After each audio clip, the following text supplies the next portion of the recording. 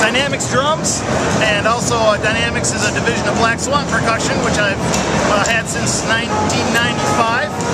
This drum set drum project, we have a couple different lines here that we do. We do titanium shells, we do veneer titanium, we do stainless steel, and also wood veneers. And I'll give you a little look here what we've got at NAMM. Our titanium drums come in either a mirror gloss, which I don't have here, or a satin. And then one thing I've been working on a lot are these new hoops. I've been working on wood hoops and some special types of hoops that are a little bit different than what you'd see. These hoop lugs are directly attached to the hoop. Oh, that's so cool. So there's no clip, there's nothing to break or anything like that, or to get lost. You take these tension rods off, the hoop comes off all in one piece. So the lug post is actually screwed onto the hoop. You see the screw right there. Yeah. That's what attaches the hoop lug. That's such a cool idea. Yeah, and other companies have done hoop lugs, mostly with tom-toms and bass drums. But I wanted to work in the hoop area to kind of broaden out the sound palette, because depending on what kind of hoop, of course, it's gonna affect how your drum responds in certain dynamic ranges. So you're offering it as an option? Yeah, so these are going to be an option. This hoop, we're doing segment hoops out of a variety of materials. This is ash. Nice. We do Babinga, zebra wood, maple, hickory, walnut. Just depends on what someone would want. That'd be an option. Otherwise, it's either a 2.3 hoop or a die-cast hoop. Gotcha. But these are very durable, very strong. You can get a lot of tension out of your drum if you need it. You need to be a little bit more careful in tuning it. You don't want to crank down one side, but I've been really happy at how strong they are. We use this finger joint construction, and there's one section per set of lugs. Gotcha. Yeah. Do you want to give us a rim shot on that? Yeah.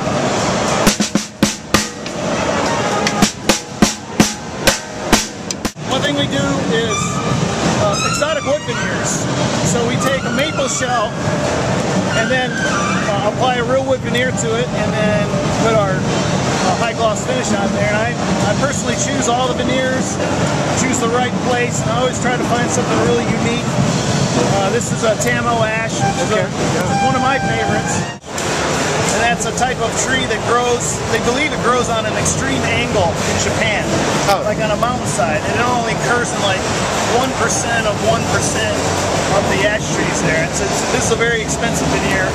I see DW has a kit out, anniversary kit, which looks great in this finish. This is one of the veneer drums. This is a fairly rare type of walnut veneer. It's called the Drape walnut. And I saw it and just said, I have to make a drum out of it. I like to find the unusual, highly figured woods. Maple's great, but I think this type of thing really sets a drum apart. And for these are lower price point drums, but you get a really nice looking drum. This is the veneered titanium, and this is a different type of veneer. It's not a raw wood veneer. It's a very specialized, really thin type of veneer that's about as thick as this card. Wow. And so because it's not raw, we're able to put it on the shell. Doesn't really affect the resonance at all, but it does take off a little bit of the edge of a titanium shell. And it just gives a much different look. And people are usually really surprised when they see it and hear it, and then they see the inside and see that it's titanium. And you're able to retain a really thin shell that way. Really thin. This shell is a little bit less than 65 thousandths, so it's almost about a 16th of an inch thick still. Cool.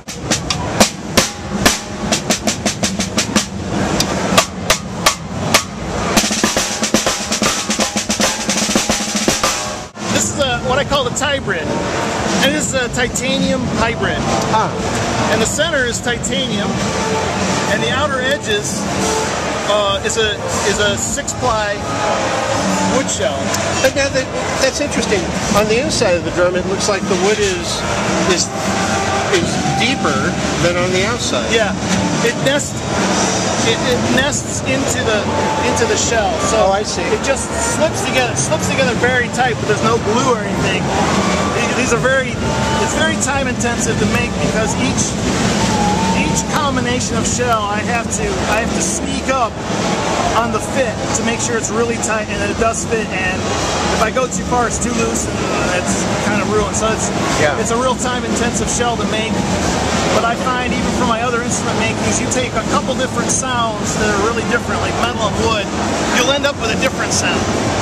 And what I found with these is that there's a little bit more mid-range in them, and it's not quite as short. It's a little bit longer sound than a straight wood drum that I make or the straight titanium shell. So this is a Bubinga segment shell. We make all these in-house. And so 10 pieces of wood. Is that a steel shell? And this is a stainless steel shell. Okay. Yep. That's really pretty. And so what I think these hoops do is they add a little bit of a body. It's still going to have the bite, but I think it's going to be a little bit wider sound. This I worked on quite a bit. This is a single ply steam bent hoop. And we get these bent twice as thick as what you see here. And then they're putting a special fixture and machine down to 1/4 inch. And that makes sure that this hoop is going to be round and stay round. I see, yeah. Instead of just bending 1/4 inch and hoping it doesn't warp out of shape, we take the imperfect shape and machine the circle out of that. And then this was the challenge, to put these hoop loads on so you can have higher tension without having the hoop crack. Right. And I found these very specialized screws that have a big surface area that just kind of encapsulate the shell. And it took some time to find the right combination, the right kind of screw to fit in there. Because if you would put clips on that, it would just dig into the yeah, I do have clips on one drum up there, but I wanted something that was clear, something where you don't have to worry about having to, once you get clips, you end up, if you have rim shots, you only end up with that much space to do rim shots. Right. And these make the most difference on a drum. They really, I would almost say old school sound. Big, really opens it up resonance-wise, and also brings a lot of bottom end out of the drum. This one, to me, this one sounds like a little field drum.